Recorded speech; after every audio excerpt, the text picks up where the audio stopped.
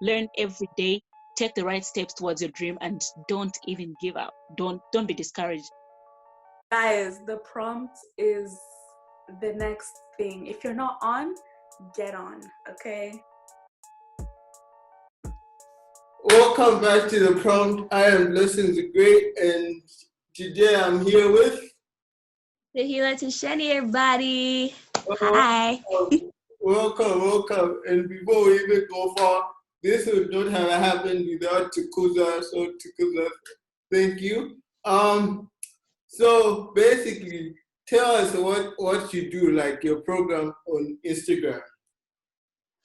All right. So I host Instagram live sessions every Sunday at 15:30, and it's pretty simple. It's nothing complicated. I invite a person, could be anybody, and we discuss topics that are close to that particular person's heart.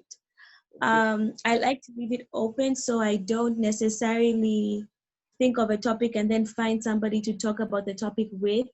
I actually ask, I go up to a person, I text the person, I hit them up, and I just say, hey, would you like to join me on my Instagram live sessions? For some people, they'll know exactly what it's about. Other people may know, so I brief them on what it's about, and I leave the floor open. Do you have 2 topics that you would like for us to present? And it's pretty simple. They suggest 2 topics. I put a poll on my social media handles, and the audience picks the one that they want us to talk about the most. And that's about it. That's about it. It's pretty simple, but it's super deep, super important, super interactive because it's live. So yeah. Yeah, and shall I confess that I watched like 1 or 2 of them, and that's why I brought you here, because you touched about some strong things that I feel like we should talk about, and this session will be called the healing session. So basically, with that said, let's talk about like how it started. Like, why did you want to start doing this and stuff like that? Inspiring others. Yeah. I feel like I'm one person who has a lot to say because of a lot of experiences that I have had personally. Through those experiences, I've learned many lessons. So not, in the moment, some things might be a little bad, but as the months go on, as the years go on, I realize the lesson learned. And I'm Christian, and I'm Pentecostal, and we definitely believe in my denomination that you hear the voice of God. And for me, I feel it is via thoughts. So I'll literally have a random thought, just like any person, like, why is this the way it is? And I have discussions with myself, but I've come to realize when that happens, certain things manifest, and I realize they're not just my own thoughts. So because of that, I've had a lot of my mind has been opened, and my best friend shares the same ability with me. And we basically, in our private chats, discuss many topics, controversial. Some we agree on, some we disagree on, but the beauty about it is there's a common interest, and there's a common belief, and there's wokeness. So I had the thought of why not take this to everybody? If there was a platform we could use, that we could have these discussions, and people would actually learn, heal, know they're not alone, relate, argue, just like the way we do in our DMs. It would be super beneficial because I learn from her, she learns from me, we learn from people we have these discussions with. So why not make it worldwide? And for me, the fundamental thing from the live isn't even about gaining fame or gaining money. For me, it's about that one out of the 99 who need someone to remind them that, yo, you're going to be okay, or you're not alone, or wake up. Like, we literally have a toothbrush where we knock on the screen, we're like, wake up, you. So that's what inspired the lives. I didn't know how it would go, but so far, so good. Okay. No, like you said about platforms on where you share all your information. We in the 21st century we live in an era of social media and stuff like that, and so many people are coming out like they're happy, but they're truly sad, and sometimes that's not their fault, and it's maybe something that they need to talk to somebody about. So what from research, what do you think can cause that? Like how people are failing to accept or acknowledge what's going on. Okay. First of all, we have to understand that we're all very different and we all handle things differently. Mhm. But I think when you're talking about healing, the first thing that's important is acknowledging. Acknowledging that you're in pain or acknowledging that you are wrong. Naturally, we have senses. We have sight, smell, touch, taste, hearing. But when you talk about the internal things, you have emotion and you have your mind. When something negative or positive happens to you, you feel that emotion. Yeah. And what you do with that emotion is what distinguishes you from a lot of people, which is emotional intelligence.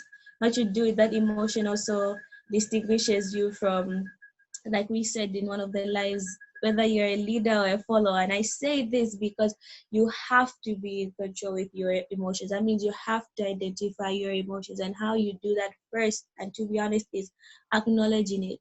Ask for help. It's okay to ask for help. I know a lot of people do feel alone, but no one can help you if you don't let them know. Like, people can know what's in your mind but at the same time, it will start with you. Don't harbor. So I hope that kind of answers your question. Yeah, it does. I want to take it a little bit further, right? Deep inside. Yeah. So we'll go to another level of toxic, because I feel like certain people, like also me, have been a victim of that, of where you share your whole life with this person and stuff like that. And then, in the time what they're advising you seems good, but then in the end, they leave you with more problems than they found you with, So what I'm trying to say is that a lot of people feel like they owe it to somebody to be always there for them and stuff. And what is your perspective on that? um I would like to say the biggest person you owe anything is yourself, first of all. Secondly, we don't really, no one owes us anything. Like, I hope people got me clear on that. Mhm. The biggest person you owe is yourself, and nobody owes us anything. Okay. So expectation most of the time is what leads to a lot of heartbreak, a lot of downfall, and um, it's scary to trust. It's scary to rely, but at the same time, we're human beings, so we kind of have to rely on other people. So that's it's a little, it's complicated. It's there's a lot that goes into it. But when you talk of toxic, I remember this one girl said when she hears the word toxic, she hears acid, something that destroys, something that you know tears apart. So um which part which part do you want me to answer, the toxic part or the how to get away from the toxic part? Okay, so first we'll break it into two, right? The toxic and how to get away from Okay. it. Oh wow, dealing with toxic people. I think, like we talked about the in the lives, what is toxic? It's so broad. But oh, you guys should definitely watch one of the live sessions on toxicity with Ian Judah. It was so heated. I loved the comments from people. This person says,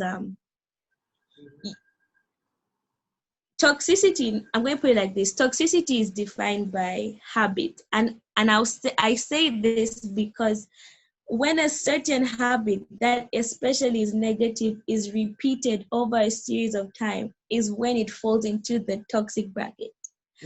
um it's behaviors like this one girl said that she loves attention, right? Yeah. Who doesn't love attention? Like, who doesn't love? Once in a while we all long for attention. So if everyone likes attention, how can you say everyone is toxic? You know what I mean?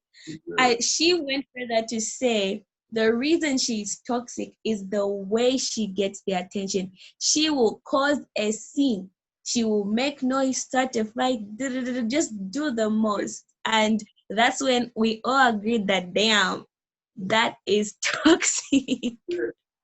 So that's why I said it's a habit, that a negative habit that is repeated over and over and over again. And you know it's toxic when it's draining on somebody. And even some people even know that this stuff is toxic. So dealing with a toxic person, you have to make it known. There are some people who are not aware that certain things they do are toxic or they are draining. So that one's a little bit easier, especially if they're willing to work on that particular thing. Becomes a little bit more complicated when you address the issue and they don't want to change or they can't accept that they have the problem, what else can I say? On toxicity. Oh, but if you are the toxic person, obviously some people must have told you that there are certain things that are a little bit negative. Sorry about that, you guys. I got a call. I think I ended on, the question was how to get away from the toxic. So what I was trying to say is, if you are dealing with a toxic person, to sum it up, you have to tell them. If they're willing to listen, you work past it together. If they're not, it might be a little bit more tricky, but at one point or the other, depending on how important you are in their life, they will change. Yeah. If they don't, then man, it's wild. Let them stay in their toxicity. Let them not affect you. But if you are the toxic person, I'm pretty sure someday, someone would address or would tell you, look, I don't like this particular thing you do, or this particular thing affects me. If you're willing to listen, work towards it with that person, because it's either they're telling you because they love you. It's rare that someone will tell you because they want to destroy you, especially if they're telling you because they love you. Work towards it with that person. Change that bad habit. Let it not be a habit anymore. We all are able to change. But if you don't want to listen, again, you will remain with your toxicity, because people can only take so much. Like I said, toxicity is acid. It's not good. It does a lot of harm to one's personality and everybody that surrounds them. So that's my opinion on that. In a nutshell, Yeah. I wish I had my book where I wrote the definition, but what I would like to say is emotional intelligence helps you as a person control how you react to certain situations.